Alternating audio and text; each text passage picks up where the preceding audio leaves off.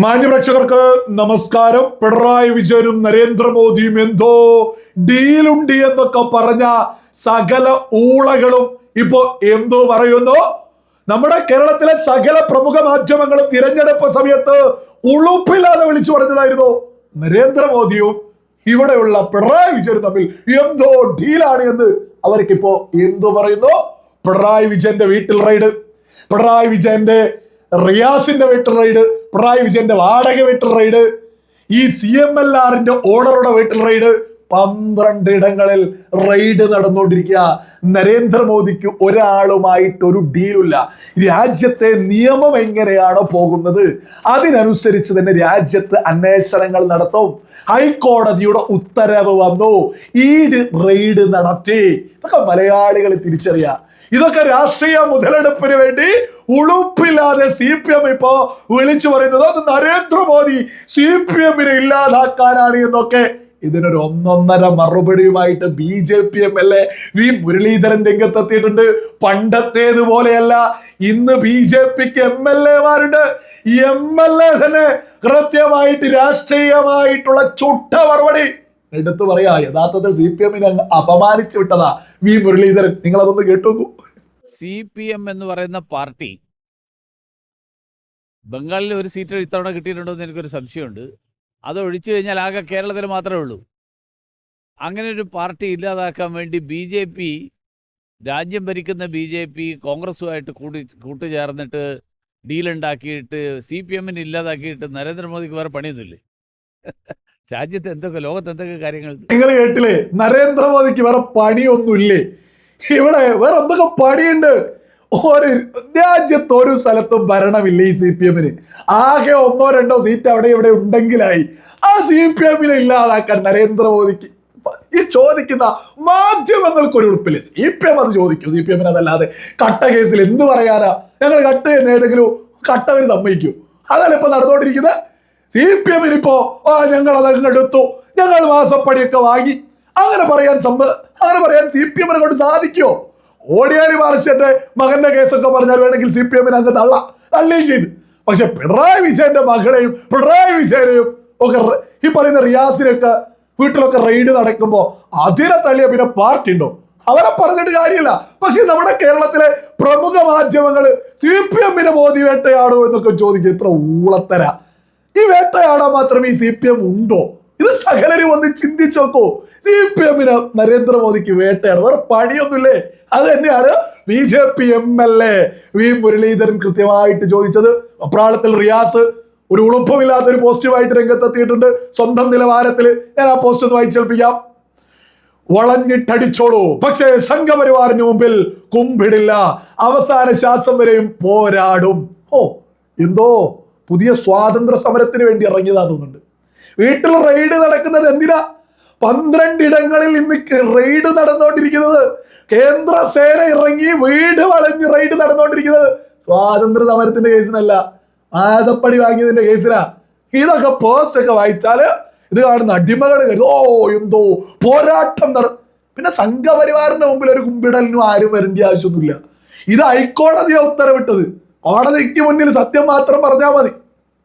ഇത് സംഘപരിവാറിന്റെ മുമ്പിൽ ആരെ സുഖിപ്പിക്കാനാ ഇപ്പയും ഇമ്മാതിരി ഊള പോസ്റ്റൊക്കെ ആയിട്ട്? ഇതൊക്കെ അടിമകൾ കൈയടിക്കുമെന്നല്ലത് ആര് കൈയടിക്കാനാ?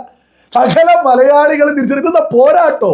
മാസപ്പടി വാങ്ങിയതിന്റെ എന്ത് സേവനമാണ് ചെയ്തിട്ടുള്ളത്? അത് കൈക്കൂലി വാങ്ങിയതാണ് എന്ന് സമ്മതിച്ചാൽ മതി. ഒരു കുമ്പിടലിന് ഒരു റിയാസിനൊക്കെ തരണ്ട. സംഘപരിവാറിന്റെ മുമ്പിൽ ആരും കുമ്പിടുന്ന താല്പര്യമില്ല. ഇതെന്തൊരു ഇത്രയും വലിയ രീതിയിൽ എന്തോ സ്വാതന്ത്ര്യ ഉളുപ്പില്ലേ? നമ്മുടെ പ്രമുഖ മാധ്യമങ്ങള് ED അങ്ങനെയാണ് ഇങ്ങനെയാണ്, പക്ഷെ ഇക്കേസിൽ ശരിയാണ്, ബാക്കിയൊക്കെ മോശമായെന്ന രീതിയിൽ നരേന്ദ്രമോദി സർക്കാരിന്റെ നേതൃത്വത്തിലുള്ള കേന്ദ്ര അന്വേഷണ ഏജൻസികളൊക്കെ നീതി മാത്രം നടപ്പിലാക്കുക, അല്ലാതെ രാഷ്ട്രീയപരമായിട്ട് ഒന്നും ചെയ്യാറില്ല. അതൊരു യാഥാർത്ഥ്യ. അങ്ങനെ എന്തെങ്കിലും രാഷ്ട്രീയപരമായിട്ട് ചെയ്യാനായിരുന്നു ഉദ്ദേശമെങ്കിൽ ഈ തിരഞ്ഞെടുപ്പ് സമയത്ത് ഈ റെയ്ഡൊക്കെ അങ്ങ് നടത്തിയാൽ പോരായിരുന്നോ? ഒന്നും നടത്തിയിട്ടില്ല. രാജ്യത്തെ നിയമം എങ്ങനെയാണോ അതിനനുസരിച്ചാണ് ഇവിടെ അന്വേഷണങ്ങൾ മുന്നോട്ട് പോകുന്നത്. എന്നിട്ട് ഈ സമയത്ത് ED ഒന്ന് പറയുകയും വേണം. പക്ഷെ ED ചെയ്ത് ശരി. ഈ രണ്ടും കൂടി പറയുന്നത് രണ്ട് തോണിയിൽ ഒരിക്കലും നരേന്ദ്രമോദിക്ക് കൈയടിക്കേ EDക്ക് കൈയടിക്കാനും നമ്മുടെ മാധ്യമങ്ങളെ കിട്ടൂല. എന്നാലും ഈ ചെയ്തത് ശരിയാണ് എന്നും ശരിയല്ല എന്നും കൂടി പറയുന്നത് നിങ്ങളൊന്ന് കേട്ടു നോക്കൂ. അവസ്ഥ ഓരോ സാധാരണ ബുദ്ധിയുള്ള മനുഷ്യർക്ക് ചിന്തിക്കാവുന്നതേ ഉള്ളൂ. പിണറായിയുടെ മകളായതുകൊണ്ടാണ് ഈ കമ്പനിക്ക് ഇത്തരത്തിൽ കരാർ വന്നിട്ടുള്ളത്. അതുകൊണ്ടാണ് ഇഡിയുടെ അന്വേഷണം ഇങ്ങനെ പോകുന്നത് എന്നതൊക്കെ നമുക്ക് മനസ്സിലാക്കാൻ കഴിയും. കാരണം ഒരു പണവും വന്നിട്ടില്ല എന്ന് അവർക്ക് നിഷേധിക്കാൻ കഴിയില്ല. പണം വന്നു എന്നതിന് ആധികാരികമായ ബാങ്ക് രേഖയുണ്ട്. അപ്പോൾ എന്തിന് പണം വാങ്ങി എന്നതിന്റെ ചോദ്യമാണ് ഇഡി അന്വേഷിച്ചുകൊണ്ടിരിക്കുന്നത്. അതിന് ഉത്തരമാണ് CPM പറയാതിരിക്കുകയും ചെയ്യുന്നത്. എന്തിന് പണം നൽകി എന്നതിന് എന്തായാലും ആ ഉത്തരത്തിലേക്ക് ഇഡി പോകും, കേന്ദ്ര ഏജൻസി പോകും എന്ന് തന്നെയാണ് നമുക്ക് മനസ്സിലാക്കാൻ കഴിയുന്നത്. സാധാരണ കേന്ദ്ര ഏജൻസി ഇത്തരത്തിൽ വലിയ അന്വേഷണം വരും, ഇടയ്ക്ക് വെച്ച് അത് നിന്ന് നിലച്ചു പോകുന്നു, മരവിച്ചു പോകുന്ന ഒരു കാഴ്ച നമ്മൾ കണ്ടതാണ് നേരത്തെയുള്ള കേസുകളിലെല്ലാം. ഈ കേസിൽ അത്തരം ഇടപാടുകൾ ഉണ്ടാകില്ല, വളരെ കൃത്യമായ അന്വേഷണം പോകും എന്ന് തന്നെ നമുക്ക് മനസ്സിലാക്കാം. എന്തായാലും വളരെ ശക്തമായ ഒരു അന്വേഷണം ഇപ്പോൾ ഇഡി നടത്തിക്കൊണ്ടിരിക്കുന്നു. അർജോ, അതാണ് ഷിജു. പോയാലും പോയില്ലെങ്കിലും നമുക്കറിയാം ഇഡി അന്വേഷിച്ച അസംഖ്യം കേസുകളിലെ അവരുടെ സ്ട്രൈക്ക് റേറ്റും അല്ലെങ്കിൽ ശിക്ഷിക്കപ്പെടുന്ന തലത്തിലേക്ക് എത്തിയ കേസുകളുടെ എണ്ണമൊക്കെ നോക്കിയാൽ മറിച്ചൊരു ചിത്രമായിരിക്കും ലഭിക്കുക. പക്ഷേ നിഷേധിക്കാനാവാത്ത തെളിവുകളുമായി ആദായ നികുതി വകുപ്പിന്റെ ഇന്റരിം സെറ്റിൽമെന്റ് ബോർഡിന്റെ കണ്ടെത്തലുകളുടെ അടിസ്ഥാനത്തിൽ, കൃത്യമായ രേഖകളുടെ അടിസ്ഥാനത്തിൽ കമ്മ്യൂണിസ്റ്റ് പാർട്ടിയുടെ, മാർക്സിസ്റ്റ് പാർട്ടിയുടെ, ഇന്ത്യയിലെ തന്നെ ഏറ്റവും മുതിർന്ന ഒരു നേതാവിന്, കേരളത്തിന്റെ കഴിഞ്ഞ 10 വർഷത്തെ മുഖ്യമന്ത്രിയായിരുന്ന നേതാവ് ഇഡിയുടെ ചോദ്യമുനയിൽ, മുഖ്യമന്ത്രിയുടെ മകൾക്ക് ഇഡിയുടെ ചോദ്യമുനയിൽ ഇങ്ങനെ നിൽക്കേണ്ടി വന്നു എന്ന രാഷ്ട്രീയമായ നാണക്കേടിൽ നിന്ന് CPM-ന് ഒഴിഞ്ഞു മാറാൻ ഒരു നിവൃത്തിയും ഉണ്ടാവില്ല. ഇനിയിപ്പോ SFIയും DYFIയും സമരം. നിങ്ങൾ കേട്ടില്ലേ, നമ്മുടെ മാധ്യമങ്ങളിൽ വരുന്ന ഒരു വാർത്തയുടെ ഒരു ശൈലിയാണ് നിങ്ങൾ കേട്ടിട്ടുള്ളത്. ഈ കേസിന് എല്ലാ തെളിവുണ്ട്.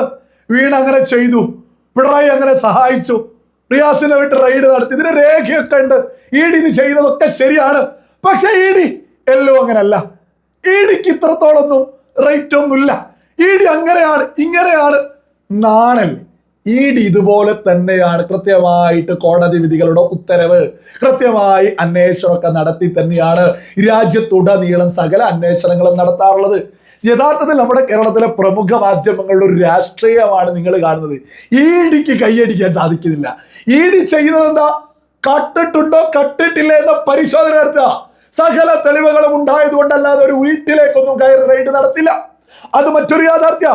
ഇനി റെയ്ഡ് നടത്തിയിട്ടോ എങ്ങനെയാണ് വിധി വരിക എന്നുള്ളതൊക്കെ കാത്തിരിക്കുക. കൃത്യമായിട്ട് തെളിവുകൾ ശേഖരിച്ച് ഘട്ടമായിട്ടാണ് ഇഡി കാര്യങ്ങൾ ചെയ്യാറുള്ളത്. എന്നിട്ടും നമ്മുടെ മാധ്യമങ്ങൾ ഇഡി ചെയ്യുന്നതൊന്നുമെല്ലാം ശരിയല്ല, പക്ഷെ ഇത് ഓക്കെ, ഇത് ഓക്കെ എന്ന് പറയുന്നത് പോലാണ് ഇഡി രാജ്യത്ത് നടത്തുന്ന അന്വേഷണങ്ങൾക്ക് രാജ്യത്തിന്റെ സുരക്ഷയ്ക്ക് വേണ്ടിയാ. ആ ഒരു സാമാന്യ ബോധം ഇവിടെയുള്ള സകല മാധ്യമങ്ങളും തിരിച്ചറിയണോ.